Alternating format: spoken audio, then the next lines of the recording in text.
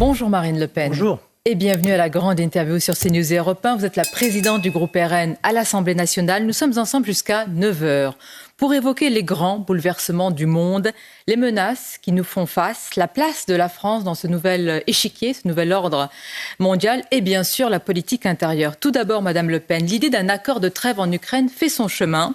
Des négociateurs américains sont d'ailleurs en route vers la Russie. Poutine et Trump devraient se parler très rapidement. Le président américain met la pression sur le président russe. S'il y a accord, ça reste une hypothèse très fragile. Est-ce à mettre au crédit de Donald Trump? Est-ce que ce sera, à vos yeux, lui, l'artisan de la paix, fût-elle imparfaite et même coûteuse? La réalité, c'est qu'il est, et c'est bien dommage d'ailleurs, il a été un peu le seul à sembler souhaiter la paix. Donc après, c'est une question de volonté politique. Si vous ne souhaitez pas la paix, si vous souhaitez la continuation de la guerre, il est évident que vous ne pouvez pas obtenir la paix. Or, on voit bien que les différents pays européens, et l'Union européenne d'ailleurs en tête avec Mme von der Leyen, manifestement ne souhaitaient pas la paix, ils souhaitaient la continuation de la guerre. Nous, depuis 3 ans au Rassemblement national, nous disons qu'il faut que la France prenne la tête d'une conférence pour la paix avec l'ensemble des pays qui ont un intérêt à cette paix autour de la table et l'ensemble des acteurs, évidemment, de ce conflit. Parce que nous voyons bien que derrière les intérêts géopolitiques des uns et des autres, il y a des hommes, des familles qui sont dévastées, des hommes qui sont massacrés, qui sont exilés, blessés, tués, et que la guerre, il n'y a rien de pire en réalité. Donc tout ce qui peut être fait pour éviter ou pour mettre fin à cette guerre devait être fait par la France. La France n'a pas pris cette position par l'intermédiaire d'Emmanuel Macron. Et donc le président américain serait donc à vos yeux, par sa volonté de faire la paix, le faiseur de cette paix? En tout cas, c'est lui qui déclenche les pourparlers, qui déclenche les négociations. Après, la vraie question, et moi je ne me résous pas à ce que la France ne joue aucun rôle, parce que c'est ce qui se profile. Et c'est terrible en réalité au regard de l'histoire, au regard de la place de la France. C'est que ce qui se profile, c'est une discussion directe entre la Russie, les États-Unis et l'Ukraine. C'est ce que nous avons vu à Jeddah, en Arabie Saoudite, effectivement, les Européens absents, écartés. Mais encore un mot quand même sur les États-Unis, Madame Le Pen. Nous sommes dans un contexte où le parapluie américain se dérobe, où la guerre commerciale est déclarée. Quelle est votre ligne vis-à-vis de Donald Trump entre une admiration, peut-être, je ne sais pas, un rapprochement avec certaines idées trumpiennes et une méfiance vis-à-vis d'un dirigeant étranger? Moi, je ne suis pas dans la diplomatie de l'émotion. Je crois que c'est d'ailleurs un livre de M. Védrine. Je ne suis pas non plus dans la télédiplomatie, qui est un peu la spécialité de M. Trump, mais que partage Emmanuel Macron, qui apprécie cette méthode. Moi, je ne pense qu'à une seule chose, l'intérêt de la France et des Français. C'est ma seule et unique boussole. Par conséquent, mon comportement va s'adapter aux risques qui existent pour notre pays. Et ce, à l'égard de l'ensemble des puissances. Et évidemment, à l'égard des grandes puissances. Donc que ce soit la Russie, que ce soit la Chine ou que ce soit les États-Unis. Je défendrai toujours les intérêts de la France. Et il est évident, et je le répète encore ce matin pour que chacun comprenne, que même lorsque l'on a un allié, et les États-Unis sont un allié. Reste un allié. Ou alors il faut sortir de l'OTAN. On ne peut pas être dans une alliance militaire avec des gens qui ne sont pas des alliés. On se comprend sur ce sujet. Donc, même avec des intérêts divergents. Ceux qui viennent nous expliquer aujourd'hui que les États-Unis ne sont plus un allié, alors à ce moment-là, doivent aller au bout de leur logique et demander à ce que la France quitte l'OTAN. Vous verrez que ça s'arrêtera assez rapidement, ce genre de déclaration à l'emporte-pièce. Mais ça n'est pas parce qu'on a un allié qu'on ne peut pas, dans le même temps, être allié sur certains sujets, en cohérence sur certains sujets, en concurrence sur un certain nombre d'autres, et voire même en contradiction sur encore d'autres domaines. C'est le principe même de l'intérêt des nations. Elles peuvent se rejoindre sur certains sujets, elles peuvent se concurrencer sur certains autres, et elles peuvent être en contradiction dans un certain nombre d'autres domaines. Pour qu'on soit clair sur ce sujet, puis on reviendra à l'accord éventuel sur l'Ukraine, Marine Le Pen, est-ce que vous soutenez par exemple la réaction de l'Union européenne et donc de la France qui veut frapper fort et vite par rapport à la guerre commerciale qui est déclarée par Donald Trump et qui, en retour, va aussi mettre en place des moyens de pression. Est-ce que par rapport à cet allié-là, vous estimez qu'on a la bonne réaction quand il ne nous ménage pas? On a raison de réagir, bien entendu. Mais ce qui m'ennuie, moi, c'est que ce soit... Enfin, là, on touche du doigt le problème principal, c'est que c'est l'Union européenne qui réagit.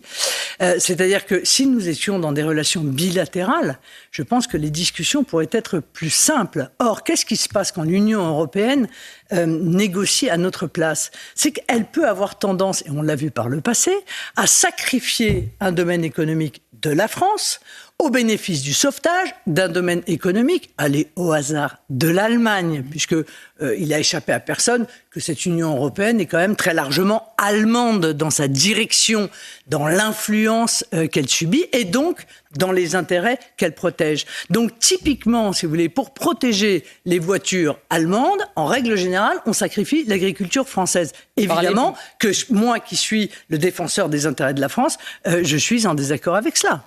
Donc oui, réaction, mais attention à justement que nos intérêts ne soient pas piétinés. Donald Trump qui va donc parler directement, Marine Le Pen, à Vladimir Poutine sur l'Ukraine. Ça veut dire aussi qu'il faut que nous reprenions ce contact qui a été évidemment interrompu. Vous, au pouvoir, vous le reprendriez? Je suis désolée, mais moi je ne sais pas comment est-ce qu'on peut avoir une influence que je souhaite bien entendu positive, parce que c'est l'objectif de chaque pays d'avoir une influence positive sur les relations entre les nations, sur la paix, une voix qui porte, sans parler aux gens. À Vladimir Poutine. Non mais je veux dire, sans parler, si on ne parle pas aux dirigeants des pays, on ne peut pas, en réalité, obtenir que les gens se mettent autour de la table. C'est ainsi pour vous que Donald Trump est arrivé à ce résultat-là? Encore une fois, hypothèse fragile de cet accord. Ça paraît relativement évident, si vous voulez. Si vous arrivez sur un terrain diplomatique en insultant l'ensemble des partis qui ont vocation à être autour de la table, il est évident que vous n'allez pas être choisi, si vous voulez, comme en quelque sorte négociateur, comme arbitre, comme susceptible d'impulser quelque chose. Or, Emmanuel Macron s'est fâché avec le monde entier. Donald Trump n'a pas été tendre avec M. Zelensky dans le bureau ovale, et pourtant, les négociateurs américains et ukrainiens restent. Vous voyez ce que je veux dire? Il parle, il s'adresse, il accepte de discuter.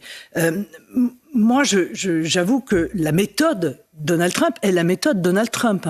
C'est une méthode qui peut nous apparaître à nous, Européens, d'une très grande brutalité. Et à vous, personnellement? Elle vous choque? Elle vous paraît brutale? Elle me choque. Bon, rien ne me choque. Enfin, je veux dire, pour me choquer, il faut aller plus loin. Donc, qu'il y ait des discussions extrêmement dures entre dirigeants de nations n'est pas en soi choquant. Ce qui était choquant là, c'est que c'était devant toutes les caméras du monde. Mais que les choses soient claires, ça existe. Et même régulièrement. D'habitude, on ne le voit pas. Voilà, d'habitude, on ne le voit pas.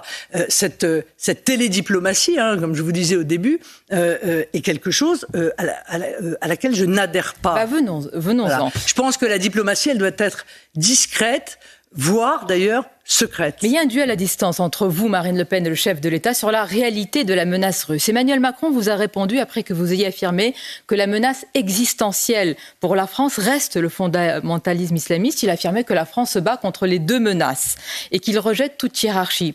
En quoi est-ce le président qui exagère en jouant sur les peurs et non pas vous qui minimisez la menace russe en relativisant ces mêmes peurs? Moi, je ne minimise absolument aucune menace, d'où qu'elle vienne. Mais je note que qui a fait des morts en France dans les 10 dernières années? Selon Gérald Darmanin... Des centaines, c'est bien le fondamentalisme islamiste par l'intermédiaire des attentats dont nous avons été victimes. Donc, par qui est-il porté? Pouvez-vous répondre justement au garde des Sceaux qui hier évoquait votre obsession par rapport à une certaine origine alors qu'il pointait les auteurs de ces attentats comme étant des Tchétchènes russes, a-t-il ajouté? Non, mais d'accord, non, pas de ces attentats. Bon, bien sûr que les Tchétchènes sont, pour certains, des fondamentalistes islamistes. Mais dans ces cas-là, il ne faut pas les accueillir en France. Il ne faut pas leur accorder de titre de séjour. Il ne faut pas que la justice les empêche d'être renvoyés en Russie. Parce que la réalité, c'est que bien souvent, la justice intervient pour faire lever des OQTF et pour empêcher le renvoi d'un certain nombre de ressortissants russes dangereux en Russie. Bon. Mais là où M. Darmanin se trompe, c'est qu'il compare une nation et une idéologie totalitaire. Moi, je lutte contre le fondamentalisme islamiste, quelle que soit sa nationalité. Je veux dire, il y a eu un attentat absolument épouvantable à la Nouvelle-Orléans il y a quelques semaines. C'était un Américain. Donc, qu'il soit américain, russe, algérien ou autre, le fondamentalisme islamiste est un danger absolument majeur pour nous. Donc, M. Darmanin, encore une fois, soit ne connaît pas son dossier, soit cherche à créer des polémiques là où normalement on ne devrait pas y en avoir. Tout le monde devrait considérer que le fondamentalisme islamiste est un danger majeur pour notre pays parce que nos compatriotes ont payé de leur sang cette conscience tout de même de ce danger. C'est évident, mais faut-il pour autant hiérarchiser Marine Le Pen? Vous accusez le président de télédiplomatie, de rhétorique guerrière, de surjouer le tout. Vous réclamez la constance. C'est un mot qui a été retenu de sa part dans ce domaine, mais pensez-vous vous-même avoir fait preuve de constance dans ce dossier, en particulier sur votre soutien à l'Ukraine et votre manière d'appréhender la menace russe? Mais quand ai-je changé d'avis? Est-ce que le Rassemblement national n'a pas, dès le premier jour de l'entrée de la Russie en Ukraine, soutenu l'intégrité territoriale de l'Ukraine? Est-ce que nous n'avons pas condamné dès le premier jour cette agression? Est-ce que nous n'avons pas soutenu en toutes circonstances l'Ukraine? Non. La question, c'est en toutes circonstances. Vous n'avez pas soutenu en toutes circonstances? Non, pardon. Pas à tout prix. Pas en toutes circonstances? Non. En toutes circonstances. Non, pas tous les votes, Madame Le Pen. Non, mais Madame, pas à tout prix. La question est la suivante. Lorsqu'on fait une résolution de soutien à l'Ukraine au Parlement européen et qu'on en profite à l'intérieur de la résolution pour dire « nous allons accepter l'Ukraine dans l'Union européenne », je dis non. Comme hier, je dis non, je ne voterai... Les députés RN se sont abstenus à l'Assemblée. Je ne voterai aucun texte qui indique que l'Ukraine doit rentrer dans l'Union européenne. Pourquoi ? Madame, mais parce que l'entrée de l'Union européenne dans l'Ukraine, c'est la mort de l'agriculture française. Donc, nous soutenons l'Ukraine, mais nous ne souhaitons pas qu'il en découle la mort d'un secteur aussi important pour notre souveraineté et pour notre économie que l'agriculture française. C'est un point fondamental. Car si l'Ukraine entre dans l'Union européenne, non seulement nous allons vivre une concurrence normative et financière considérable de leurs produits. Mais de surcroît, la PAC va donc être redistribuée entre les pays. Et donc, ça entraînera une baisse de 20% de la PAC pour les agriculteurs français. Donc, je défends les intérêts de la France et des Français. Et lorsque ces intérêts sont attaqués, je dis non. Donc, soutien à l'Ukraine, oui. Nous avons été d'accord pour envoyer du matériel pour soutenir l'Ukraine. Mais en l'occurrence, nous ne sommes pas d'accord pour... encore une fois, faire mourir un secteur économique aussi fondamental que l'agriculture. C'est un point fondamental. On poursuit notre interview sur CNews Europe 1, mais arrêtons-nous sur ce sujet. Hier, donc à l'Assemblée nationale, lors de ce vote sur la résolution autour du processus, il est vrai, d'adhésion de l'Ukraine à l'Union européenne, il y avait autre chose dans cette résolution, Madame Le Pen. Il y avait la possibilité de saisir ces avoirs russes gelés. Certains disent que vous avez dit peut-être non, évidemment, à l'entrée de l'Ukraine dans l'Union européenne, mais non également à la saisie des avoirs russes. Enfin, il me semble que M. Macron est contre également. Pour d'autres questions, peut-être pour des aspects juridiques, est-ce que vous voulez pour des aspects juridiques pour d'autres raisons, moi, je veux vous dire, nous avons été pour la saisie des intérêts des avoirs russes. Voilà. Pourquoi nous sommes réservés sur la saisie des avoirs russes? D'abord parce que, au regard du droit international, c'est interdit. Deuxièmement, parce que, pour le coup, je partage l'avis d'Emmanuel Macron.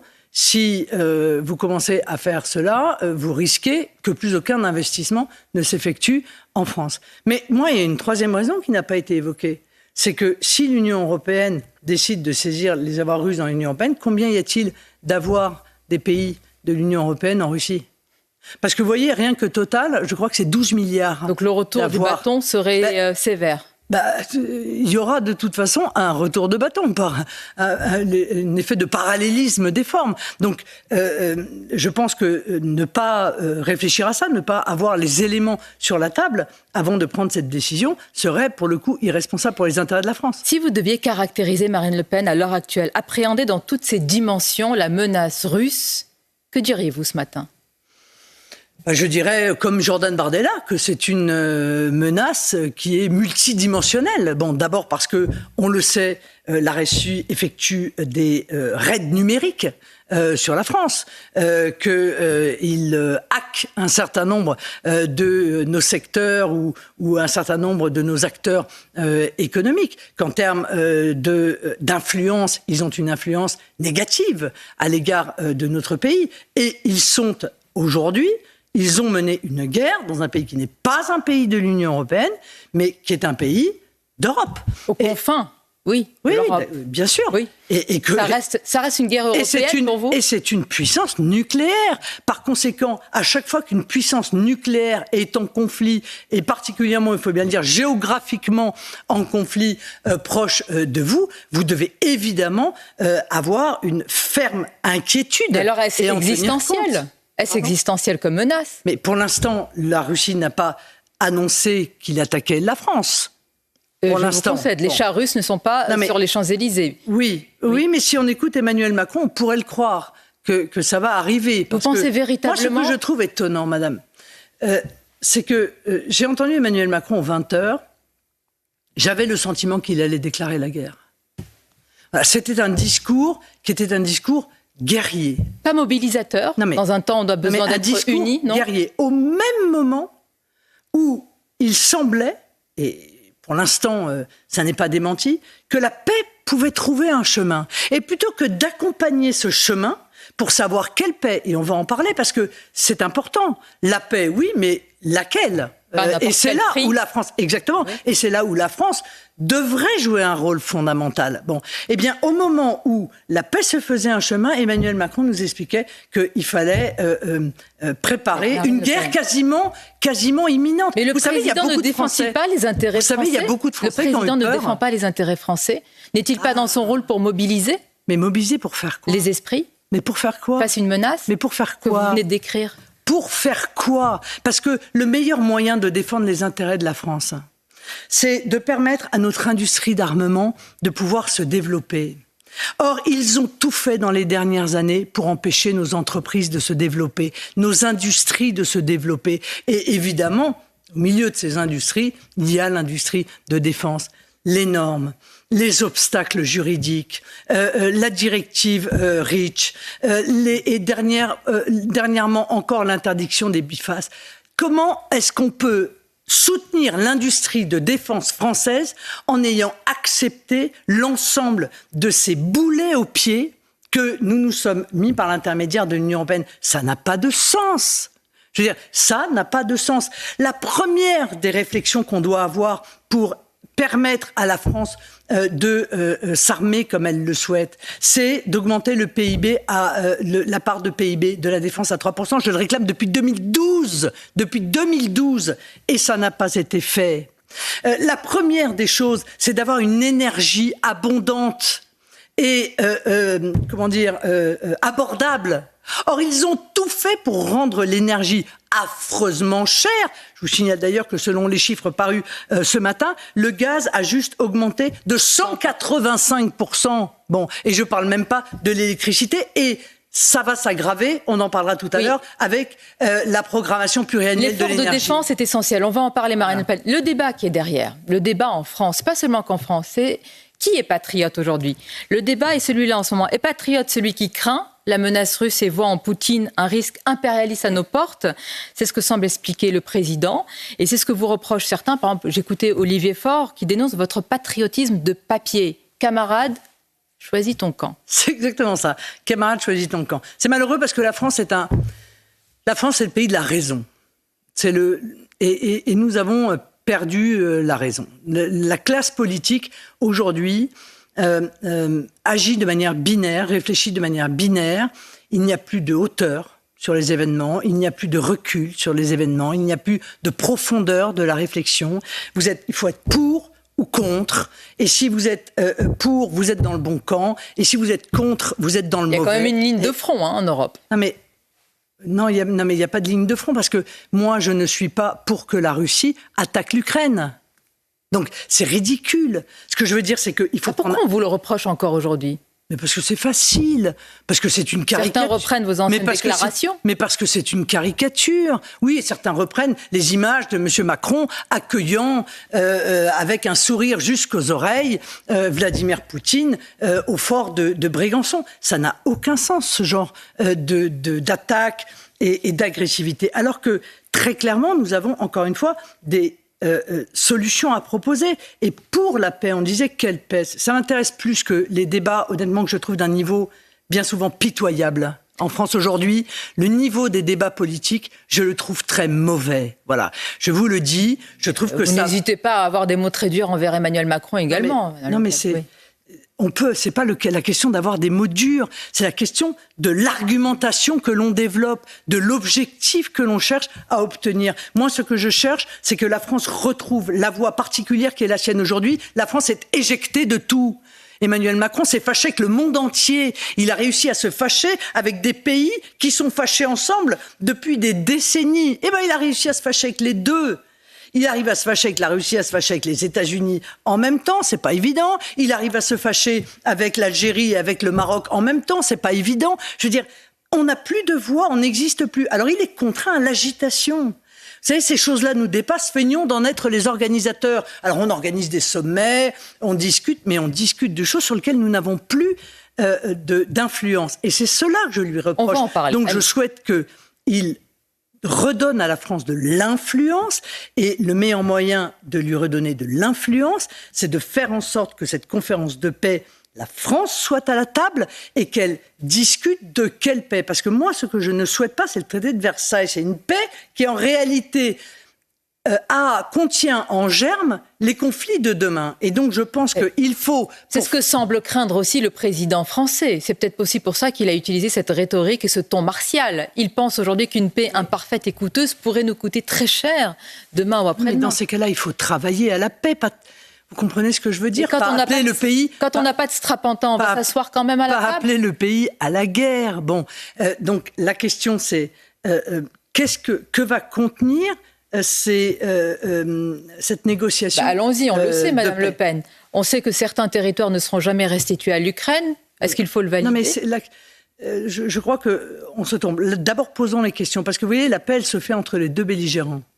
Il faut qu'ils soient tous les deux d'accord. Ça paraît normal. Elle ne peut pas... Voilà, bon. Donc, la question, c'est est-ce que cette négociation de paix ne doit porter que sur la frontière entre l'Ukraine et la Russie? Évidemment que non. Il faut envisager l'intégralité des frontières autour qui posent un certain nombre de problèmes diplomatiques. Il faut également réfléchir au périmètre de l'OTAN. Et là, ce sont les États-Unis aussi qui doivent peut-être avancer sur ce terrain.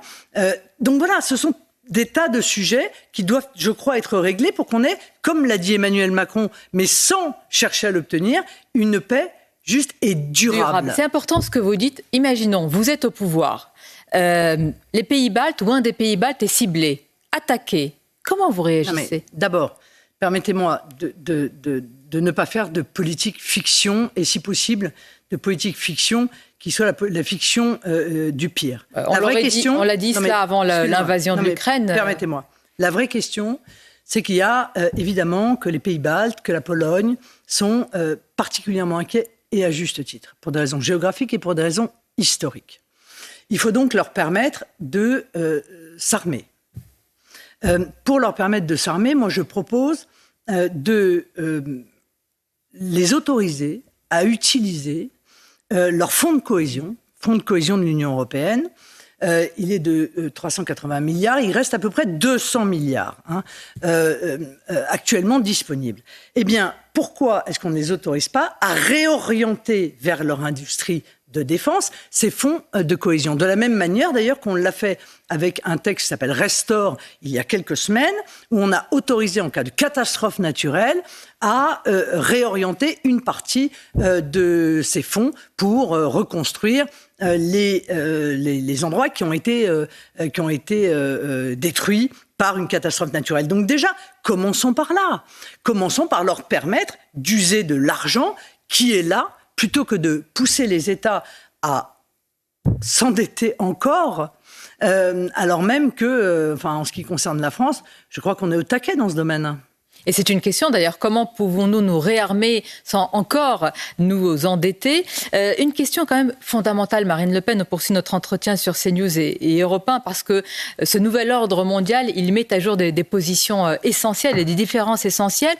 En quoi votre souverainisme prononcé, assumé, affirmé, vous ne me contredirez pas, mais en quoi n'est-il pas un isolationnisme aujourd'hui qui pourrait affaiblir la France ? Depuis le début de cet entretien, quand je parle d'Europe, vous parlez de France. La France doit s'asseoir à la table des négociations. Comment aujourd'hui un pays aussi fort, peut-être est-ce une puissance moyenne, la France aujourd'hui, peut-il peser face à des États-puissances, à des États-nations, les États-Unis, la Chine, la Russie, la Turquie ? Comment ? Comme elle l'a fait hier. Hier. En étant avec elle-même. Le général de Gaulle, oui. Bon, non mais le problème, c'est que nous avons transféré notre diplomatie à l'Union européenne. C'est une catastrophe. Enfin, je veux dire, on est obligé de l'admettre, c'est une catastrophe. Bon, or, la diplomatie, il faut que chaque nation puisse la conserver. De la même manière qu'elle doit conserver son armée. Ça ne veut pas dire qu'elle n'entre pas dans des alliances militaires, mais elle doit conserver la maîtrise de son armée. Or, aujourd'hui, ce qu'il cherche à faire, c'est à obtenir une armée européenne. Oui, mais s'il y a une armée... Le mot n'a pas été prononcé. Oui, mais s'il y a une armée européenne... si, 1000 fois. S'il y a une armée européenne, il y a une gouvernance militaire qui est européenne. Ça veut dire que et si ça existait... Et un pouvoir décisionnaire qui est chez qui ? C'est la bonne question. La Commission européenne. Ça veut dire que si ça existait, au moment où nous nous parlons, depuis 3 ans, nos soldats français seraient sur le front en Ukraine. C'est quand même un vrai sujet, ça. Donc, Emmanuel Macron, jusqu'à présent, il vendait, si vous voulez, des transferts de compétences. Aujourd'hui, il est en train d'effectuer des transferts de puissance. En tout cas, il le souhaite. Et tout le débat qu'il a ouvert sur la dissuasion nucléaire est un débat qui est profondément anti-gaullien. Pourtant, le général de Gaulle et tous les présidents de la Ve République avaient parlé de cette dissuasion, non pas mutualisée, mais élargie. Mais ce n'est pas le sujet. On peut décider que nos intérêts vitaux français peuvent être impactés par des intérêts européens. Nous le déterminons. Vous voyez, c'est nous qui déterminons cela. C'est pas étonnant, cela, si vous voulez. Mais ce qui est terrible, c'est de souhaiter en réalité partager. C'est pas la première fois qu'il lance ce débat. C'est de la même manière que c'est pas la première fois qu'il est ambigu sur notre siège au Conseil de sécurité, parce que si nous partageons la dissuasion nucléaire, alors nous partageons aussi le siège au Conseil de sécurité. Vous dites partage, il dit élargissement. Oui. Vous y voyez donc un transfert de puissance. Non, il dit, je vais ouvrir le débat. Mais ça veut dire que donc il n'est plus dans la vision du général de Gaulle s'il ouvre le débat. On est d'accord. C'est qu'il y a quelque chose de nouveau qu'il souhaite. Or, qu'est-ce qu'il peut vouloir de nouveau d'autre que, encore une fois, une forme de partage acté de la dissuasion nucléaire? J'y suis fondamentalement opposé. Voilà. Parce que c'est un outil de puissance française et qu'il doit rester cet outil français. Politique internationale et politique intérieure sont liées. Ça ne veut pas dire, contrairement à ce que vous dites, il n'y a pas d'isolationnisme. Non, je pose la question. C'est-à-dire, vous assumez un souverainisme, d'ailleurs, davantage que Jordan Bardella, qui c'est marrant parce que a une histoire, un parcours. Non, mais c'est tout de même drôle, parce que c'est soit on est souverainiste et donc isolationniste, soit on est européiste. Eh bien, non, on peut être souverainiste et considérer que les projets, un certain nombre de projets, peuvent s'envisager avec les autres... C'est une troisième voie, c'est un ni-ni-ni. Avec les autres nations. Ni Washington, ni Moscou, ni Bruxelles. Mais bien sûr. Et on reste tout seul. Mais pas tout seul. On peut très bien engager, encore une fois, des projets avec des nations européennes. Des nations européennes. Je vais vous donner un exemple qui est un exemple fondamental. On est en train de discuter de réarmement, on parle d'autonomie, on se pousse du col. Très bien. Bon, eh bien, faisons-le. Chiche. Faisons-le. La première des choses, c'est peut-être de ne pas dépendre des puces que l'on met dans nos missiles et qui viennent de Taïwan. Donc, est-ce qu'on ne peut pas, par exemple, créer un MBDA des puces, puisque les machines qui fabriquent les puces sont néerlandaises, eh bien, ne peut-on pas, avec les nations européennes, se mettre ensemble en disant, voilà, on va réfléchir à créer une filière européenne des puces sans lesquelles nos missiles, notamment, pas seulement, ne fonctionnent pas. Oui, il y a des projets comme cela, non à un saut fédéraliste. Non, mais c'est plus un saut fédéraliste qu'ils sont en train de constituer. Qu'est-ce que c'est alors ? Mais ils ne sont pas en train de créer une Europe fédéraliste. Ils sont en train de créer un État unitaire européen. C'est un tout petit peu différent et c'est beaucoup plus grave. Vous n'avez pas de mots assez durs pour dénoncer tout cela, Madame Le Pen, et donc ce que décide Emmanuel Macron. Alors une question vient naturellement en tête. Si les décisions de l'exécutif sont tellement néfastes au pays, pourquoi ne pas avoir censuré le gouvernement ? Pourquoi lui donner encore un sursis, justement, pour prolonger de telles décisions que vous ne cessez de dénoncer depuis le début de cet entretien ? Mais c'est Emmanuel Macron là qui impulse tout ça. Non, mais censurer le gouvernement, vous affaiblissez un président. Ne nous racontons pas d'histoire. Je veux dire, tout ça, c'est Emmanuel Macron. C'est pas les premiers ministres qui se succèdent. C'est la ligne qui est celle du président de la République, impulsée par le président de la République. Donc vous avez raison, c'est lui qui porte la responsabilité. Nous avons fait le choix, parce qu'il était nécessaire d'obtenir à un moment donné une stabilité qui était attendue par nos agriculteurs notamment, qui était attendue par nos industriels. On a obtenu pas mal de choses en fait, en censurant M. Barnier, qui avait juste créé 40 milliards d'impôts supplémentaires, dont 10 milliards sur les entreprises. On a préservé l'indexation des retraites pour les retraités. Si aujourd'hui le prix de l'électricité a baissé, c'est grâce à la décision que nous avons pu prendre. Bon. Donc, nous voyons que le budget qui est présenté par M. Bayrou est mauvais.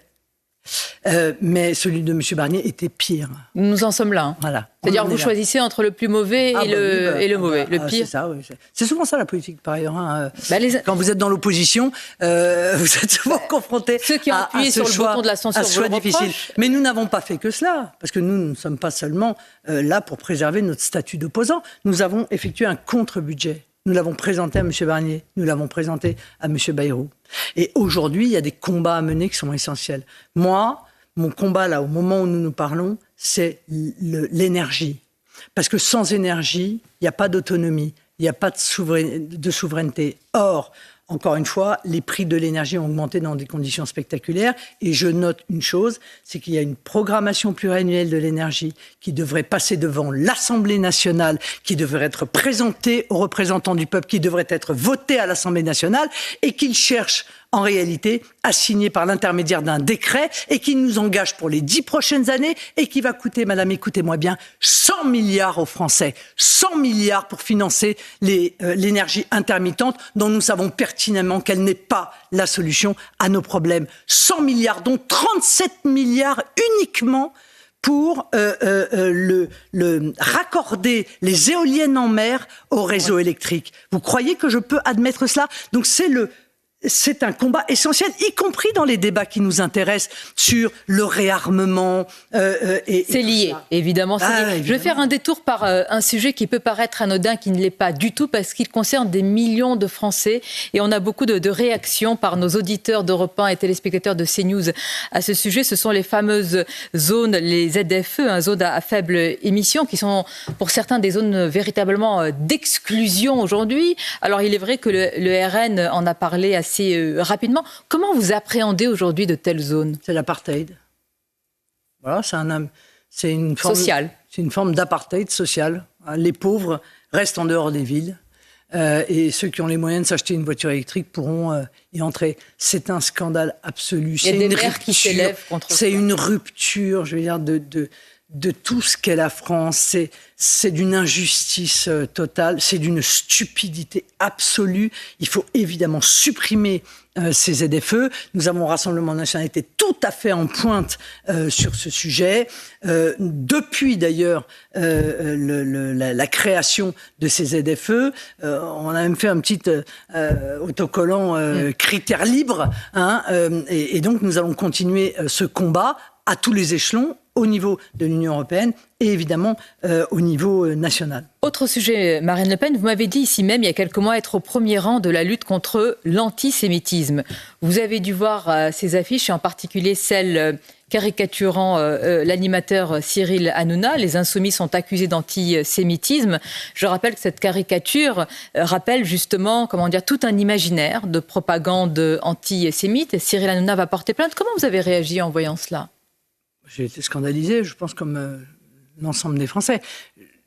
Et derrière, il y a une deuxième question, c'est d'où provient l'impunité de l'extrême gauche, qui en réalité peut tout se permettre.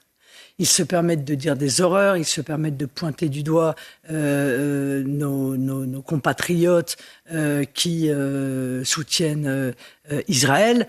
Ils se permettent des photos qui sont évidemment des références aux caricatures antisémites. Ils se permettent d'inviter au cœur même de la maison du peuple, l'Assemblée nationale, des fondamentalistes islamistes, car le CCIE, qui est l'émanation européenne du CCIF, interdit en France.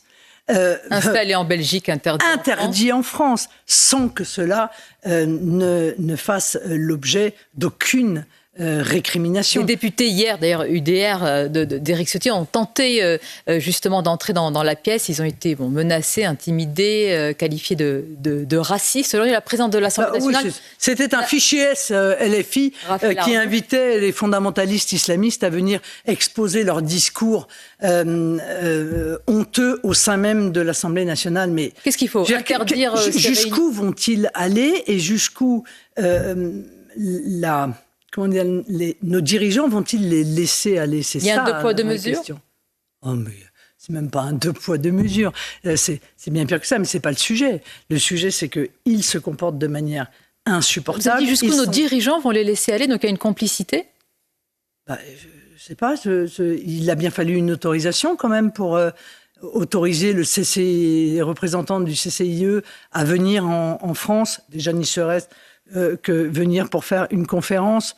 On aurait pu interdire. Monsieur le ministre de l'Intérieur, Bruno Retailleau, être complaisant face à cela. Non, vous avez raison, mais vous savez, parfois, c'est la lâcheté. Oui, je sais que vous avez... mais je sais que vous avez une grande confiance dans M. Retailleau. Il a dans la dissolution du CCIF. Moi, ce que je vois, c'est qu'ils sont là. Et c'est la faute de personne. Mais alors, nous sommes un pays qui n'est pas tenu. Il n'y a pas une présidente de l'Assemblée nationale qui aurait pu dire non, peut-être? Elle s'en est émue dans un communiqué. C'est bon alors, ça va. C'est fini, le premier réglé. Elle s'en est émue. Non, je crois qu'on est... Encore une fois, il y a une complaisance à l'égard de l'extrême gauche, il y a une complaisance de la part d'une partie des médias pour l'extrême gauche, et donc l'extrême gauche avance ses pions et fait reculer en fait les limites de l'inacceptable, les limites de l'inadmissible. Et voilà, c'est un combat qu'il faut également mener. Vous avez évoqué Israël il y a quelques instants. À ce sujet, Marine Le Pen, c'est un voyage à la portée forcément symbolique importante. C'est la première fois, semble-t-il, qu'un dirigeant du RN est invité en Israël. Jordan Bardella n'hésite pas à parler d'un événement historique. Il sera sur place pour participer à la conférence internationale de la lutte contre l'antisémitisme. Il sera d'ailleurs avec Marion Maréchal. Quelle est la portée d'un tel déplacement, selon vous ? Quel caractère vous lui accordez? Non, mais comme le dit Jordan Bardella, c'est historique, oui. Incontestablement, c'est historique. Eu égard à quoi? Depuis de nombreuses années. À l'histoire du parti? Depuis de nombreuses années, nous exprimons à l'égard d'une confiance qui n'existait pas. Jamais le FN n'aurait été invité par Israël avant. D'une confiance qui n'existait pas de la part de nos compatriotes de confession juive à l'égard du Front National. Et je pense qu'avec la persévérance, l'énergie que nous avons mise à lutter contre l'antisémitisme, à être les protecteurs de nos compatriotes de confession juive, à être, comme je le souhaitais, peut-être le meilleur bouclier pour eux face aux attaques du fondamentalisme islamiste. Le Rassemblement national aujourd'hui est le meilleur bouclier contre l'antisémitisme. Ah oui, je le crois, oui, bien sûr. Certains s'étouffent en vous écoutant. Non, écoutez, ils peuvent s'étouffer, c'est pas le sujet. C'est la réalité. En luttant comme nous le faisons contre le fondamentalisme islamiste, nous sommes le meilleur bouclier de ceux qui en sont victimes. Et il faut quand même être aveugle ou d'une mauvaise foi totale pour ne pas se rendre compte que nos compatriotes de confession juive sont les victimes directes de la montée en puissance du fondamentalisme islamiste qui, depuis quelques années, est aujourd'hui soutenu par des forces politiques. Avant, il n'était pas soutenu par des forces politiques. Aujourd'hui, il est soutenu par l'extrême gauche et dans l'ensemble d'ailleurs de ces revendications. Et ça va de leurs revendications vestimentaires à leurs revendications politiques, à leurs revendications alimentaires, et j'en passe et des meilleurs. Jusqu'où vous mettez le curseur? Je prends l'exemple hier au Sénat, c'est la ministre des Sports qui a lancé que le port du voile dans le sport n'est pas de l'entrisme, ce n'est pas de l'entrisme, dit-elle. Est-ce que pour vous, derrière chaque voile, il y a l'idéologie? Où vous dites attention, comme dit la ministre des Sports, Madame Barzac, attention aux confusions et aux amalgames. Oui, elle a un petit peu 20 ans de retard, parce qu'aujourd'hui, tout le monde admet qu'en réalité, le voile est considéré par les fondamentalistes islamistes comme un outil politique. Et d'ailleurs, les fédérations sportives ne s'y trompent pas, puisque eux-mêmes refusaient le port du voile dans les compétitions sportives. Donc, contre l'avis des fédérations sportives, contre l'avis du ministre de l'Intérieur. Enfin, il faut dire que ce gouvernement, c'est quand même la foire fouille, hein, on y trouve tout. Hein. Des gens qui pensent A, B, noir, blanc, au milieu. Bon, il n'y a pas de ligne directrice, manifestement. Et contre tout cela, contre cette volonté précisément de préserver le sport de cet entrisme islamiste, eh bien la ministre, elle décide que, non, pour finir, il faut que les joueuses puissent porter le voile dans les manifestations sportives. C'est encore un recul. En réalité, on aurait pu penser que compte tenu de la prise de conscience que nous avons, des centaines de morts que nous avons eues du fait des attentats islamistes vis-à-vis de cette idéologie totalitaire, au moins nous n'aurions plus cette faiblesse d'âme, cette puérilité, cette naïveté. Eh bien non, il continue à avancer au moment où nous nous parlons. Nous ne les avons pas fait reculer, c'est le moins qu'on puisse dire, mais nous n'avons même pas arrêté leur progression. Vous êtes en train de dire qu'on a ouvert la porte. Mais bien sûr, ils rentrent comme dans du beurre. Mais attendez, nous n'avons même pas arrêté la progression du fondamentalisme islamiste dans notre pays. Vous dites que l'idéologie frériste voit le voile comme un outil politique, mais je vous pose la question, est-ce que derrière chaque voile, il y a l'idéologie ? Mais vous êtes en train d'essayer d'individualiser et vous allez sortir, comme on le fait régulièrement, l'exemple de la petite mamie qui met son voile parce que c'est pas le sujet. Aujourd'hui, le voile est utilisé comme un outil politique. Mais aujourd'hui et hier, Madame Mabrouk, dites-moi, quel est exactement le marqueur de l'arrivée au pouvoir dans un certain nombre de pays du fondamentalisme islamiste? Quelle est la première chose qu'ils ont imposée à la population? S'attaquer aux femmes? Bien sûr. Le port du voile. C'est précisément la première chose c'est la chose qui n'existait pas lorsqu'il y avait des gouvernements laïques dans des pays musulmans.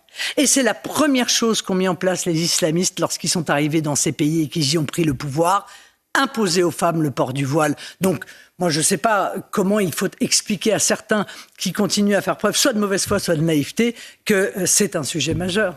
On arrive bientôt à la fin de cet entretien, Marine Le Pen. Je voudrais évoquer le volet judiciaire qui vous concerne. Mais avant d'y arriver, à ce sujet, certaines de vos décisions politiques ont pu étonner ces derniers temps, comme celle de ne pas barrer la route à Richard Ferrand à la tête du Conseil constitutionnel. Il n'en fallait pas plus pour que certains y voient une volonté de votre part de calmer les choses avant le procès ou même un accord. Vous auriez envoyé des émissaires auprès de Richard Ferrand. Vous faites non de la tête, je dis à nos auditeurs qui ne vous voient pas. Ah oui, mais... Non, mais je note que la presse lutte contre le complotisme, et le complotisme de gauche, lui, alors là, il n'y a pas de problème. Expliquez-nous la décision, alors. Mais la décision est très claire. Nous avons posé la question à M. Ferrand. Quelle est votre vision du Conseil constitutionnel ? Au passage, compte tenu du fait qu'Emmanuel Macron a parfois des idées folles, on aurait pu avoir Aya Nakamura, présidente du Conseil constitutionnel, Madame Taubira, ou je ne sais qui d'autre. Il nous a répondu, je considère que le Conseil constitutionnel ne doit être ni un législateur ni un constituant. Voilà. Après, nous ne sommes pas sûrs qu'il respectera... Mais non, mais absolument aucune confiance. Mais je préfère ça plutôt que M. Fabius qui explique que lui, il est pour que le Conseil constitutionnel se substitue aux députés pour voter la loi et pour que le Conseil constitutionnel se substitue aux Français ou au Congrès pour changer la Constitution. Permettez-moi tout de même. Bon, donc là aussi, c'est un peu la politique du moins pire, me direz-vous. Mais je tiens à vous dire très clairement que je n'ai passé aucun accord. D'ailleurs, je ne passe jamais aucun accord, et particulièrement quand cet accord aurait vocation à me concerner. Voilà, ça n'est pas ma morale, ça n'est pas ma philosophie. Donc je laisse l'extrême gauche à son complotisme. Quand je dis l'extrême gauche, j'y inclus bien sûr Libération, Le Monde, etc. Et je demande aux Français de me faire confiance. Le 31 mars, c'est dans une quinzaine de jours. Ça vient très rapidement, et évidemment, c'est dans votre tête. Vous devez le vivre de manière très particulière. Le verdict vous concernant dans l'affaire des assistants parlementaires RN aura aussi... ce sera une onde de choc dans le monde politique, puisque votre carrière politique est en jeu. Dans quel état d'esprit êtes-vous ? Je suis extrêmement sereine. Parce que je suis une combattante. Et que j'ai appris depuis toute petite que le combat judiciaire mené contre vous fait partie intégrante du combat politique. Donc je le prends comme un épisode du combat politique que je mène. Donc je le prends avec sérénité. Je n'anticipe pas cette décision sur laquelle je n'ai aucun pouvoir. J'attends tranquillement que cette décision intervienne. Si cette décision ne reconnaît pas mon innocence, eh bien j'irai, comme l'état de droit me le permet, Dieu merci, en appel, parce que nous avons 2 degrés de juridiction dans notre pays, et c'est heureux. Et si elle reconnaît mon innocence, j'en serai évidemment Et s'il y a exécution provisoire ? Mais nous verrons bien ce qu'il en sera. Je ne me mets pas. Je suis quelqu'un de pas imaginer que vous n'avez pas évidemment. Moi je vois. Sur les moi je vois encore une fois toujours le verre à moitié plein plutôt qu'à moitié vide. Je suis une optimiste. Donc voilà, j'espère que cette décision absolument inique ne sera pas choisie par le tribunal. Je parle du verre à moitié vide, puisqu'en Roumanie, il y a eu l'exclusion d'un candidat. Alors, tout autre sujet et autre cadre, c'est quand même un candidat favori, Georgescu. Sa candidature a été invalidée. Certains y ont vu, notamment Éric Zemmour, un coup d'État des juges. Est-ce que si vous êtes empêché aujourd'hui, vous y verrez la même mainmise ? Non, mais il est évident que... si, dans l'affaire qui nous concerne, je suis interdite de me présenter avec exécution provisoire, c'est-à-dire avec l'impossibilité en réalité que mon appel puisse avoir une influence sur la décision qui a été prise, ce serait incontestablement une décision profondément antidémocratique, puisqu'elle priverait le peuple français de potentiellement se choisir son... futur président de la République et en l'espèce présidente de la République. Donc bien entendu, moi je suis très inquiète de voir ce qui se passe en Roumanie. Très inquiète. Mais je suis encore plus inquiète quand je vois M. Renaud Dely, journaliste sur le service public radiophonique, expliquer que, par principe, il faudrait considérer que les futures élections présidentielles seraient manipulées et donc délégitimer le résultat des futures élections présidentielles avant même que l'élection ait eu lieu. Vous savez, voilà, il y a quand même dans leur esprit l'idée que lorsque les urnes ne donnent pas le résultat qu'ils souhaitent, il faut essayer de mettre en œuvre les moyens pour que le résultat ressemble à ce qu'ils souhaitent. Il est 9h. Merci Marine Le Pen. Nous avons balayé beaucoup de sujets dans ce contexte international et de politique intérieure. Merci à vous. Merci d'avoir accepté notre invitation sur CNews et Europe 1. Place à présent à Pascal Praud, évidemment, qui prend la relève. Très bonne journée à vous.